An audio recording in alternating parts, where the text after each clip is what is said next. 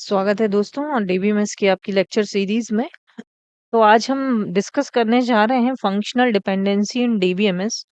आपके previous exam में भी इससे काफी क्वेश्चन बनते हैं और प्रीवियस एग्जाम को देख के ही मैंने फंक्शनल डिपेंडेंसी को एक्सप्लेन किया है।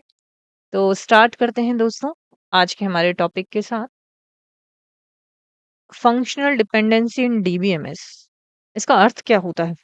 फंक्शनल डिपेंडेंसी वो रिलेशनशिप है जो एक एट्रीब्यूट को दूसरे एट्रीब्यूट पर क्या करता है, डिपेंड कर दिखाता है। इफ ए एरो लगा है, इसको हम बोलेंगे बी की तरफ एरो लगा तो इसको हम बोलेंगे A determine B. It means A uniquely determines B. यानी अगर हमें ए का मान पता करना है तो हम बी का मान निश्चित रूप से बता सकते हैं।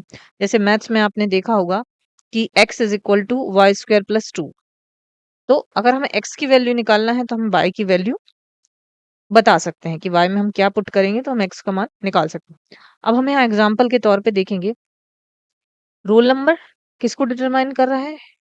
रोल नंबर से हम नेम भी बता सकते हैं और क्लास भी बता सकते हैं, क्योंकि एक रोल नंबर से नेम और क्लास दोनों यूनिकली पहचान सकते हैं। किसी भी बच्चे का जैसे टेबल में दिया है रोल नंबर 101 है, तो उसका हम 101 से नाम भी बता सकते हैं और उसकी क्लास कौन सी है, बीसी है, ये भी बता सकते हैं। आगे बढ़ते हैं, टाइप्स ऑफ फंक्शनल डिपेंडेंसी। पहली जो फंक्शनल डिपेंडेंसी है वो है ट्रिवियल फंक्शन डिपेंडेंसी। ट्रिवियल का मतलब होता है तुच्छ, बहुत ही कम। जब राइट साइड लेफ्ट साइड का क्या हो, सबसेट हो। अब आपका राइट साइड ये हो गया ए, लेफ्ट साइड ये वाला हो गया। तो जब राइट साइड क्या हो, लेफ्ट साइड का क्या हो, सबसेट हो। सबसेट मतलब सबसेट का मतलब है, देखिए, सबसेट का मतलब है कि जो लेफ्ट साइड में रोल नंबर और नेम लिखा हुआ है, लेफ्ट साइड में ये रोल नंबर और नेम, तो इसी में से आपका राइट साइड का पार्ट आएगा। तुच्छ मतलब थोड़ा सा भाग निकल के आएगा। देखिए रोल नंबर इधर आ गया। तो ट्रिवियल फंक्शन डिपेंडेंसी यही बताती है। एक्सप्लेनेशन में हम देखेंगे यह डिपेंडेंसी हमेशा ट्रू होती है क्योंकि राइट साइड पहले से ही क्या है, लेफ्ट साइड में मौजूद होता है। आगे बढ़ते हैं, नॉन ट्रिवियल फंक्शनल डिपेंडेंसी अतुच्छ निर्भरता, मतलब तुच्छपन कुछ भी नहीं होगा यहाँ पे। जब राइट साइड लेफ्ट साइड का हिस्सा नहीं होता है, जस्ट अपोजिट ट्रिवियल का। जैसे रोल नंबर किसको डिटरमाइन कर रहा है, रोल नंबर से हम नेम निकाल सकते हैं। अब यहाँ रोल नंबर, यहाँ नेम रोल नंबर का हिस्सा नहीं है, पर रोल नंबर यूनिकली नेम को तय करता है, ये तो निश्चित बात है। तीसरी है कंप्लीटली फंक्शनल डिपेंडेंसी, पूरी तरह से डिपेंड हो, नाम से ही पता चल रहा है। जब किसी एट्रीब्यूट की डिपेंडेंसी किसी पूरे की पर होती है, उसके किसी एक भाग पर नहीं होती। जैसे ट्रिवियल में एक भाग पर होती है, नॉन ट्रिवियल में बिल्कुल नहीं होती है, बट कंप्लीटली में पूरे भाग पे होती है। तो यहाँ पे हम एग्जांपल देखेंगे, रोल नंबर और सब्जेक्ट। अब रोल नंबर और सब्जेक्ट, तभी तो हमें मार्क्स पता चलेंगे कि भाई इस रोल नंबर का बच्चा है और उसका ये सब्जेक्ट और उसके ये मार्क्स है। मतलब पूरी तरह मार्क्स जो है डिपेंड है रोल नंबर और सब्जेक्ट पे। एक्सप्लेनेशन देखेंगे, मार्क डिपेंड करता है पूरे कॉम्बिनेशन पे। सत्य बात है, रोल नंबर और सब्जेक्ट दोनों, अगर किसी एक को हटा दे तो डिपेंडेंसी नहीं रहेगी। मान लो आपने रोल नंबर हटा दिया तो किस चीज के सब्जेक्ट के मार्क्स है, मतलब कौन सा बच्चा है रोल नंबर का। सब्जेक्ट हटा दिया और मार्क्स बता दिए तो भाई सब्जेक्ट भी तो बताइए किस सब्जेक्ट के मार्क्स है।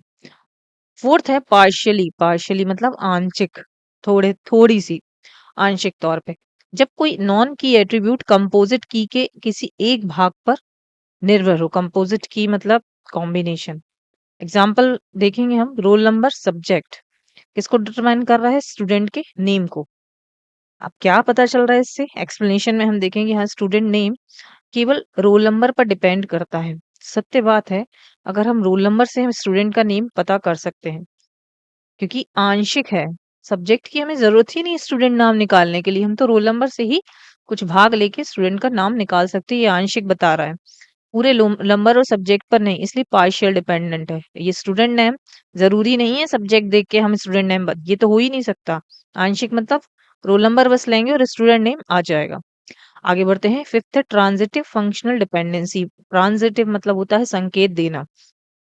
जब एक एट्रीब्यूट दूसरे पर निर्भर हो और वह तीसरे एट्रीब्यूट पर निर्भर, मतलब एक दूसरे पे निर्भर है और दूसरा किस पे निर्भर है, किसी तीसरे पे निर्भर है ना।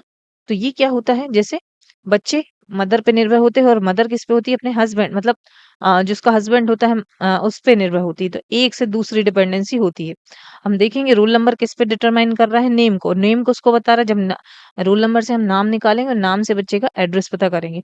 तो सीधी-सी बात है रोल नंबर किसको डायरेक्ट डिटरमाइन कर सकता है? एड्रेस को। आगे बढ़ते हैं। मल्टी वैल्यू डिपेंडेंस या मल्टी से ना पता चल रहा है कि बहुत सारी। जब किसी एक एट्रीब्यूट का संबंध कई इंडिपेंडेंट वैल्यू से हो या फंक्शनल डिपेंडेंसी से, तो कहाँ थे हम? मल्टी वैल्यू डिपेंडेंसी पे थे। तो मल्टी वैल्यू डिपेंडेंसी क्या होता है? बहुमूल्य निर्भरता। जब किसी एक एट्रीब्यूट का संबंध कई इंडिपेंडेंट वैल्यू से हो, तो ये क्या होता है? मल्टी मल्टी मतलब बहुत सारे लोगों के साथ संबंध। ये फंक्शनल डिपेंडेंसी से अलग लेकिन संबंधित कॉन्सेप्ट है। एग्जाम्पल के तौर पे हम देखते हैं स्टूडेंट का संबंध हॉबी से है। Student determine hobby. और स्टूडेंट किस चीज को डिटरमाइन करता है? सब्जेक्ट को भी। अभी क्या है? स्टूडेंट से कई हॉबीज और कई सब्जेक्ट हो सकते हैं जो आपस में क्या निर्भर नहीं है। जरूरी नहीं कि जो स्टूडेंट है तो उसकी हॉबी निर्भर करे। आगे बात करते हैं हम समरी ऑफ टेबल। अच्छा, आपको अभी तक जितना भी आपने देखा है उसकी एक छोटी सी समरी हम देखते हैं। पहला तो है ट्रिवियल फंक्शनल डिपेंडेंसी।